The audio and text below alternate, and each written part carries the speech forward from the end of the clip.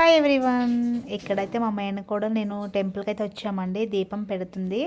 అసలు తను చాలా తక్కువ రావటం, ఎందుకంటే అసలు మెయిన్ తనకి హాలిడేస్ ఉండవు. ఇంక ఈరోజు హాలిడే ఉంది కాబా అని చెప్పి తీసుకొచ్చాను. ఈరోజు ఎలాగో కాలభైరవ అష్టమి ఇది కాబట్టి మంచిగా ఉంటుందని చెప్పి తీసుకొచ్చానండి. ఇంకా నాకు కూడా తోడుగా ఉంటుందని చెప్పి ఇంక ఇద్దరం కలిపి ఇలా టెంపుల్కి వచ్చామండి. నిజంగా ఎంత ప్రశాంతంగా ఉందో తెలుసా. ఈ లోపల టెంపుల్ లోపల పెట్టుకోవడానికి కూడా 50 రూపీస్ ఛార్జ్ తీసుకుంటున్నారు దీపం పెట్టడానికి.